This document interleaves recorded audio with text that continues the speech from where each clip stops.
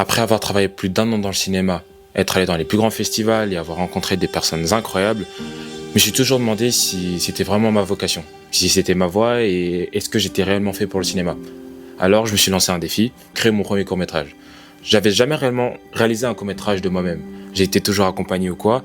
Et là, je me suis clairement dit, ok, Seth, c'est le moment de savoir si t'es bon ou pas dans le cinéma.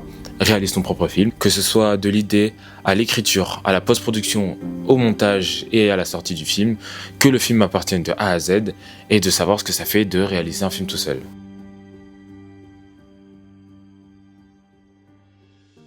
Bon, je vous apprends rien quand je vous dis que tout part d'une idée. On était en plein été et je vous avoue que il se passait absolument rien dans ma vie. À vrai dire, c'était un peu le brouillard.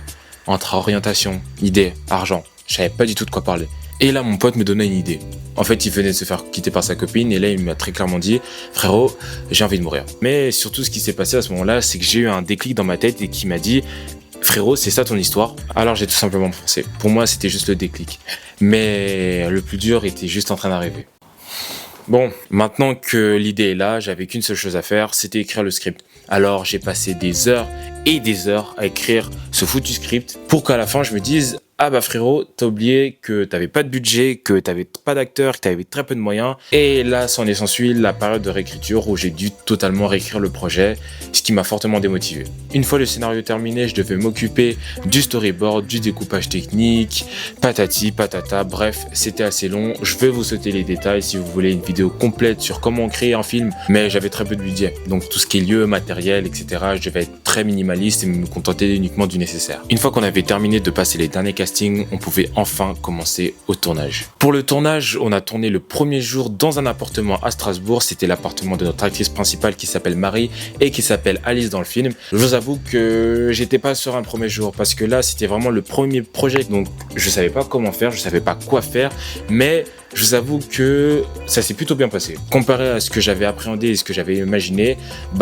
en fait, le tournage, il n'y a pas eu de réel incident. Mais surtout, le premier jour, c'était vraiment le déclic en me disant que soit ton film, ça va être de la merde et que tout ce que tu vas faire aussi, ou soit tu commences bien et que tu peux quand même faire un film potable même si tu es tout seul. Et en vrai, on n'a pas eu tant de ça de galère. En fait, ce qui a été assez bien et ce que je me suis très vite rendu compte, c'est que le travail monstrueux que j'ai fourni en pré-production, c'est-à-dire à l'écriture du scénario, du script, des personnages, etc., ça m'a énormément aidé à en fait avoir un tournage sans galère. C'était limite la première fois de ma vie qu'un tournage s'est aussi bien passé, les gens étaient super souriants, les gens étaient contents et j'ai eu énormément de soutien de la part de ma famille, de la part de mes amis dans ce projet et je me suis rendu compte très vite qu'en fait un film ça se fait pas tout seul et que même si tu voulais le faire tout seul, tu auras forcément besoin des autres. Et s'ensuit maintenant la dernière partie, le montage.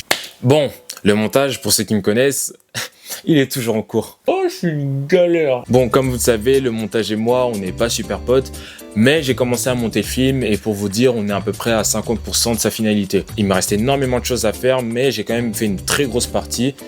Mais bien que ça pose un peu problème, je commence à voir le film prendre des ailes et franchement c'est super beau de voir son projet en fait, le voir grandir, de me dire que il y a encore 3 mois mon projet était dans ma tête alors que j'avais rien à faire et il était là à moisir clairement et qu'aujourd'hui il est sur un ordinateur en train d'être monté et je suis clairement super fier de moi parce que c'est vraiment la première fois que je me dis que je peux faire quelque chose entre guillemets tout seul parce que personne m'a forcé à faire ce film, personne m'a forcé à aller chercher des acteurs, à trouver les lieux, à trouver du matos, personne m'a dit quoi faire entre guillemets, donc j'ai réellement entre guillemets été tout seul avec moi-même dans ce projet dans le sens où c'est moi qui a dû me motiver et je pense que vous aussi derrière la caméra si vous avez des projets n'hésitez pas franchement à vous lancer parce que même si aujourd'hui ce film aurait été un échec, je pense que j'ai énormément appris. Rien que sur le fait que la pré-production, comme je vous en ai parlé avant, c'est en fait limite l'étape la plus importante du film.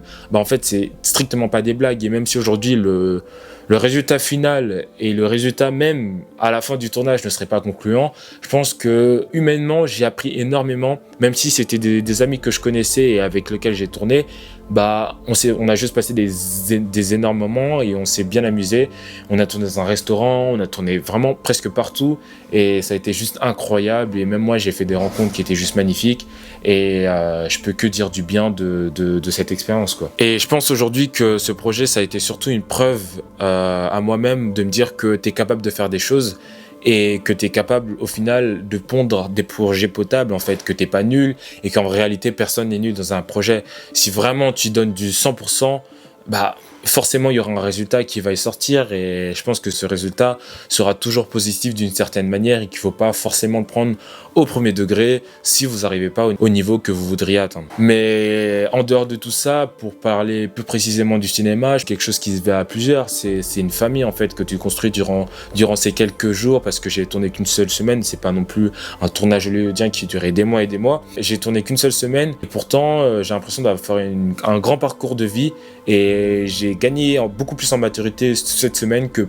je pense durant un an de ma vie, quoi. Ça a été énorme de pouvoir gérer des acteurs, de leur dire quoi faire, sachant que c'est des personnes qui sont plus grandes que moi, même si c'est pas non plus, voilà, ils ont pas 30 ans non plus, mais c'est des personnes qui étaient majoritairement plus grandes que moi, et pourtant c'est moi qui étais un peu le chef, le réalisateur entre guillemets, quoi. Je devais gérer la cam, je devais gérer la lumière, donc tout ça, je pense que c'est quelque chose à expérimenter, et que même si vous, derrière la caméra, vous n'avez pas forcément le dernier iPhone, ou si vous n'avez pas forcément une caméra de ouf, je vous avoue que j'ai tourné avec le boîtier avec lequel je filme, qui est même pas mon boîtier, c'est le boîtier d'un ami.